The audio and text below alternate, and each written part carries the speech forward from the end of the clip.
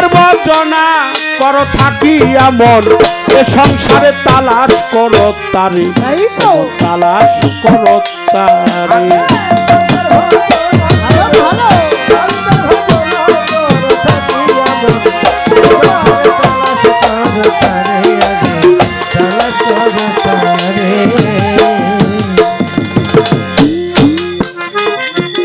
পড়িলে সালাদ বন্দিগি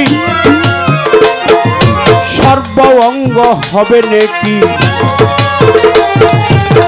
বিনয়ে ডাকছে খাকি আইরে আমার ঘরে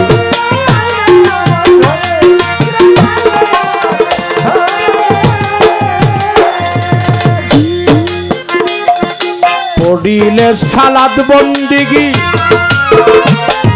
সর্ব অঙ্গ হবে নেকি বিনয়ে ডাকছে খাকি আইরে আমার ঘরে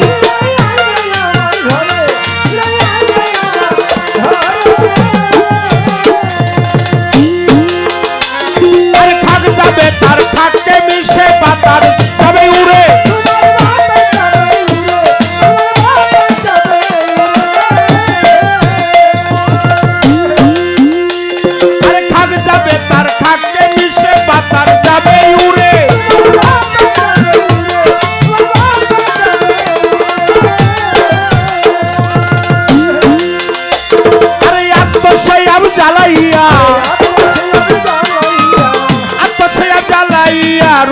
যাবে শোনো কারে তালাশ করো কারে তালাশ করো কারে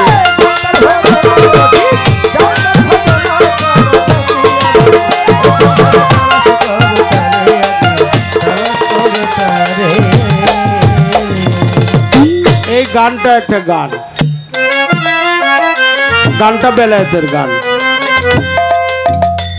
গানের প্রথম সংজ্ঞা হলো যার তার ভজনা করো অর্থাৎ তুমি যার তার ভজনা করো নবী পাক নূর নবী প্রিয় নবী তিনি বলছে এই যে সেজদার দলিল তিনি বলছে কোন সন্তান যদি তার মাতা পিতার পায়ে চুম্বন করে ও যেন জান্নাতের দরজা চুম্বন করে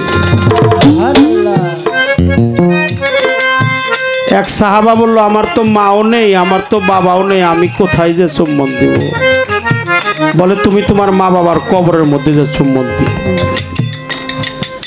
আল্লাহ রসুল বলল তুমি তোমার মা বাবার কবরে চুম্বন দিও এখন চুম্বন দিতে গেলে কি মস্তকটা নিচু হবে না বাবা মস্তক কি উঁচু হবে নিচু হবে যারা সেজদা দিলে তেল বাগুনে জ্বলে উঠে আমাদের মাহমুদুল হাসান দেওবন্দি সাহেব তার দেওবন্দি কিতাব ফতোয়া নামক কিতাবের মধ্যে লিখছে দিনদার পরহেজগার আউলিয়া আকরাম মুস্তাকিগু কদম মুসি করনে আলা মুস্তাহাব পাঁচটি সেজদা তাজিমি সেজদা জায়েজ সেজদায়ে তাহবুদি সেজদায়ে তাজিমি সেজদায়ে ইবাদতি সেজদায়ে ফারজিয়া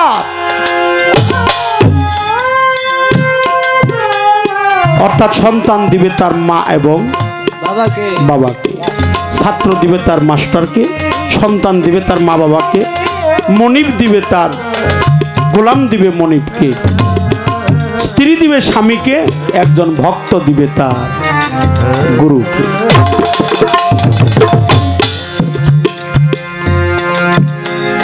কেহ যদি হজ করিবা দেখবি আপন ঘরে কাবা অতিশয় মন হলো বাতিল দরিয়ার পারে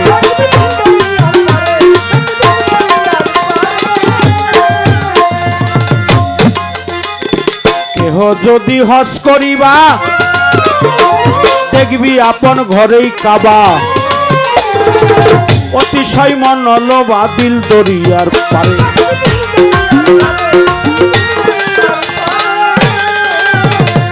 আরে তোমার ঘরের ভিতর রই মদিনা যাবি মন দূরে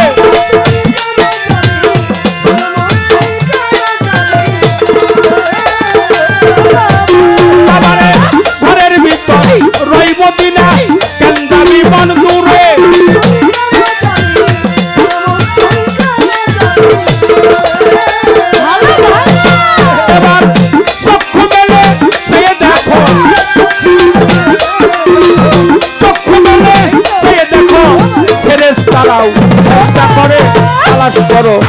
তবে ও মন তালাশ করো কারে।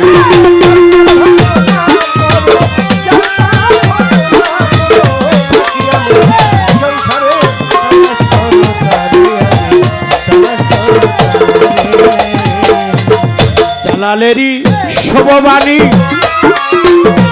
আবু হায়াতের পানি এই মানব দেহে আছে জানি চিনতে কয়জন পারে।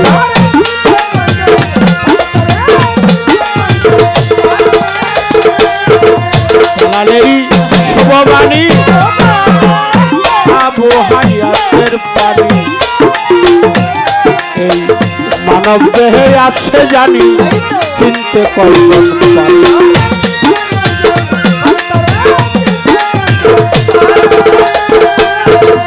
আরে বাবা সারা বান্ত পুরা খেয়ে যাবি অমর পুরে।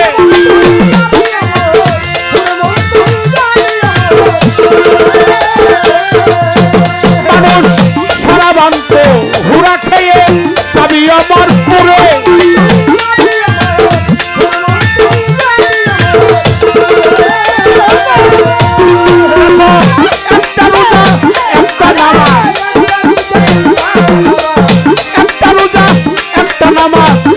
যাতে চললে ছাড়ে তালাশ করো তবে ও মন তালাশ করো কারে।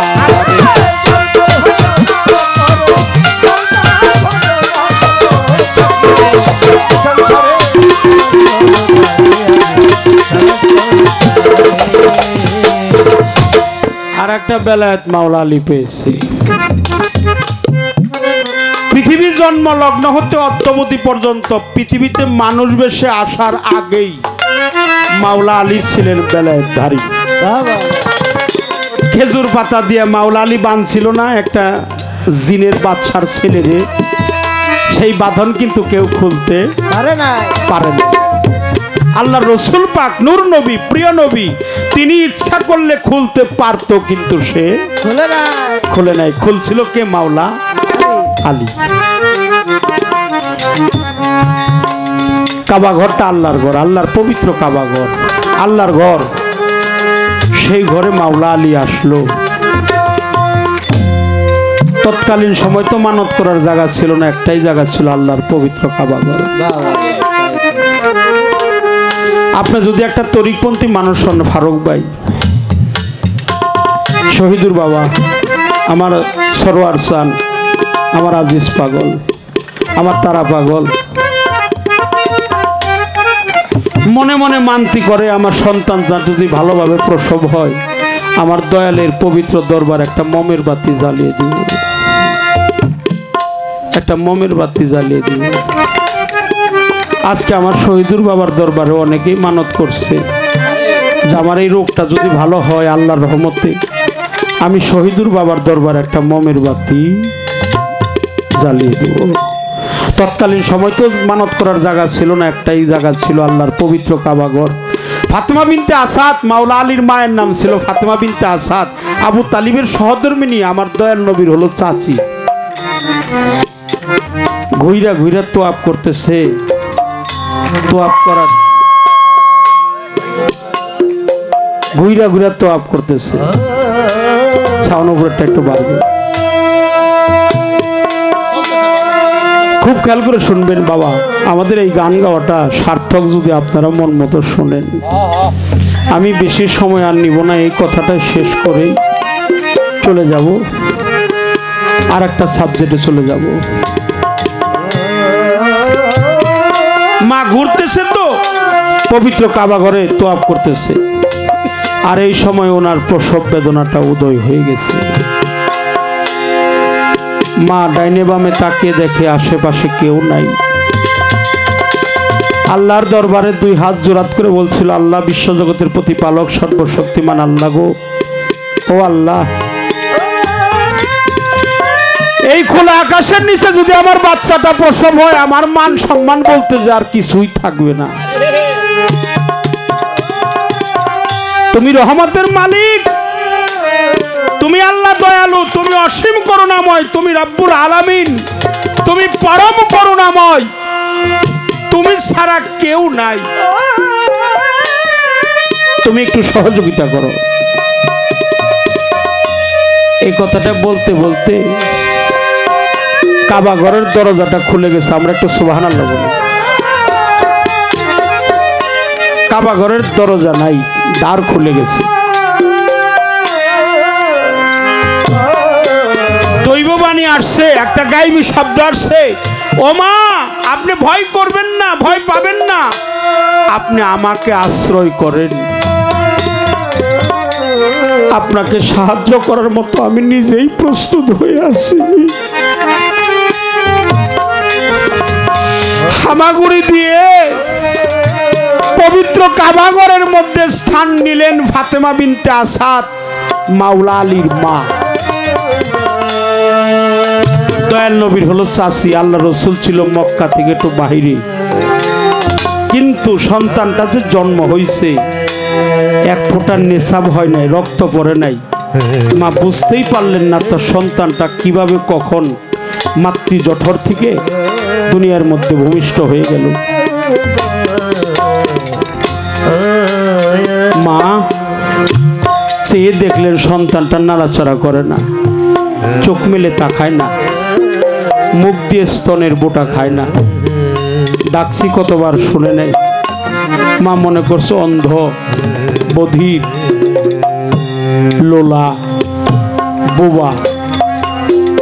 মক্কা একটা রোল পড়ে গেছে, 72 ঘন্টা 3 দিন। তোমরা কি শুনছো? আবু তালিবের সহধর্মিনী কাবা ঘরে আটক পড়ছে, কোনোভাবে বের করতে পারছে, বের হইতে পারছে না, কোনোভাবেই বের হইতে পারছে না। অন্তর্যামী অন্তর্যামী আমার রসুল পাক, আমার নবী হলো হাজির এবং নাজির, আমার নবী হলো গায়েব জানলেওয়ালা।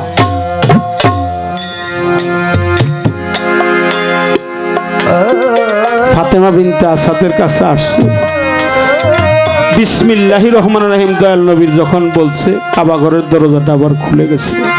বলল মোহাম্মদ রে, আমার গর্ভে একটা বিকলাঙ্গ সন্তান আসছে রে, ও অন্ধ, ও বধির, বুবা, ও লোলা।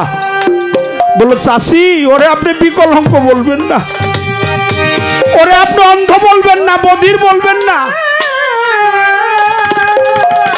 ওরে দয়া করে আমার কুলে দেন, ওরে দয়া করে আমার কুলে দেন।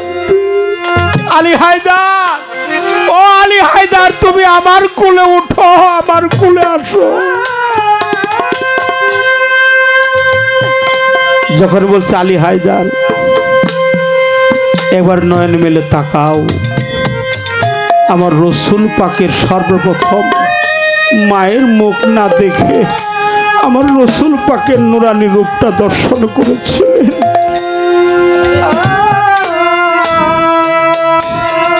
অবাক চিত্তে দাঁড়িয়ে রইলেন ফাতেমা বিনতে আসাদ, ও তো কিছুই খায় নাই। মাওলা আলী বলছে আলী হায়দার, তুমি একটু হা করো।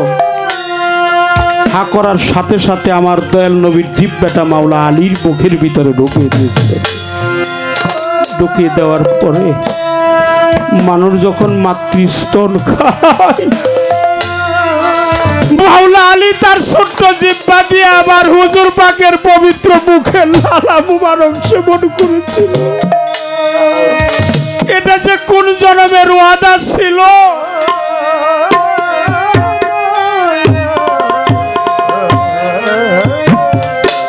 এটা যে কোন জন্মের ওয়াদা ছিল দয়াল।